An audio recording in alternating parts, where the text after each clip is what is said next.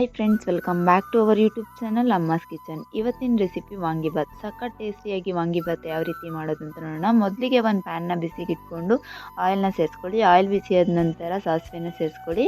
ಸಾಸಿವೆ ಸಿಡಿದ ನಂತರ ಇಲ್ಲಿ ಕಡಲೆ ಬೀಜ, ಉದ್ದಿನಬೇಳೆ ಹಾಗೂ ಕಡಲೆಬೇಳೆನ ಸೇರಿಸ್ಕೊತಾ ಇದ್ದೀನಿ. 5ರಿಂದ 6 ಮುರಿದಿಟ್ಕೊಂಡಿರೋಂಥ ಒಣಮೆಣಸಿನ್ಕಾಯಿ, ಜಜ್ಜಿಟ್ಕೊಂಡಿರೋಂಥ ಬೆಳ್ಳುಳ್ಳಿ ಹಾಗೂ ಕರ್ಬೇವಿನ ಸೊಪ್ಪನ್ನ ಸೇರಿಸ್ಕೊಂಡು ಇಲ್ಲಿ ನಾನು ಫ್ರೈ ಮಾಡ್ಕೊತಾ ಇದ್ದೀನಿ. ಒಂದು 2 ಮಿನಿಟ್ಸ್ವರೆಗೂ ಫ್ರೈ ಮಾಡ್ಕೊಳ್ಳಿ. ಇದಾದ ನಂತರ ಇಲ್ಲಿ ಕಟ್ ಮಾಡಿ ಇಟ್ಕೊಂಡಿರೋಂಥ ಒಂದು ಮೀಡಿಯಮ್ ಸೈಜ್ ಈರುಳ್ಳಿನ ಸೇರಿಸ್ಕೊಂಡು ಈರುಳ್ಳಿ ಗೋಲ್ಡನ್ ಬ್ರೌನ್ ಕಲರ್ ಬರೋವರೆಗೂ ಅದನ್ನು ನೀಟಾಗಿ ಮಿಕ್ಸ್ ಮಾಡ್ಕೊಳ್ಳಿ. ಹಾಗೆ ಇಲ್ಲಿ ಸಣ್ಣದಾಗಿ ಕಟ್ ಮಾಡಿ ಇಟ್ಕೊಂಡಿರೋಂಥ ಬದನೆಕಾಯಿನ ಈಗ ನಾನು ಸೇರಿಸ್ಕೊತಾ ಇದ್ದೀನಿ. ಬದನೆಕಾಯಿನ ಸೇರಿಸ್ಕೊಂಡಿದ ನಂತರ ನೀಟಾಗಿ ಇದನ್ನು ಫ್ರೈ ಮಾಡ್ಕೋಬೇಕು. ಇದು ಆಯಿಲಲ್ಲಿ ನೀಟಾಗಿ ಫ್ರೈ ಆಗಬೇಕು. ಆಯಿಲಲ್ಲಿ ನೀಟಾಗಿ ಫ್ರೈ ಆದ ನಂತರ ಬದನೆಕಾಯಿ ಈ ಥರ ಕಲರ್ ಚೇಂಜ್ ಆಗುತ್ತೆ. ಈಗ ಇಲ್ಲಿ ನಾನು MTR ವಾಂಗಿಬಾತ್ ಪೌಡರ್ನ ಸೇರಿಸ್ಕೊತಾ ಇದ್ದೀನಿ. ಪೌಡರ್ನ ಸೇರಿಸ್ಕೊಂಡಿದ ನಂತರ ಇದನ್ನು ಅಷ್ಟೇ ಒಂದು 5 ಮಿನಿಟ್ಸ್ವರೆಗೂ ಈ ಥರ ನೀಟಾಗಿ ಆಯಿಲಲ್ಲಿ ಮಿಕ್ಸ್ ಮಾಡ್ಕೊಳ್ಳಿ. ಮಿಕ್ಸ್ ಆಗಿದ ನಂತರ ಈಗ ನಾವು 1 ನಿಂಬೆಹಣ್ಣು ನೆನೆಸಿಟ್ಕೊಂಡಿರೋ ಅಂಥ ಹುಣಸೆಹಣ್ಣು ರಸನ ಸೇರಿಸ್ಕೊತಾ ಇದ್ದೀನಿ. ಹುಣಸೆಹಣ್ಣು ರಸನ ಸೇರಿಸ್ಕೊಂಡಿದ ನಂತರ ಈಗ ನಾವಿಲ್ಲಿ ನೀಟಾಗಿ ಮಿಕ್ಸ್ ಮಾಡ್ಕೋಬೇಕು.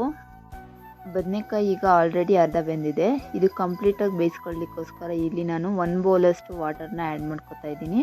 ಇಲ್ಲಿ ನೀವು ನೀರನ್ನ ಸೇರಿಸ್ಕೊಂಡಿದ ನಂತರ ಈ ಥರ ನೀಟಾಗಿ ಇದನ್ನ ಒಂದ್ಸರಿ ಮಿಕ್ಸ್ ಮಾಡ್ಕೊಳ್ಳಿ.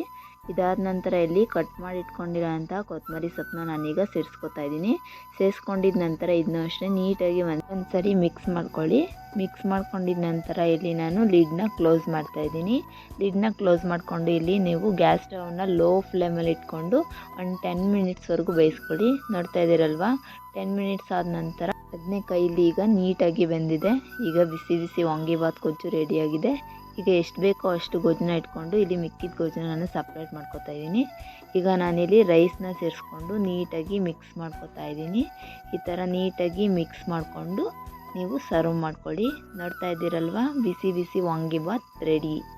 ಈ ರೆಸಿಪಿ ಇಷ್ಟ ಆಗಿದ್ದಲ್ಲಿ ನನ್ನ ಚಾನಲ್ನ ಸಬ್ಸ್ಕ್ರೈಬ್ ಮಾಡಿ, ಲೈಕ್ ಮಾಡಿ, ಶೇರ್ ಮಾಡಿ, ಕಮೆಂಟ್ ಮಾಡಿ.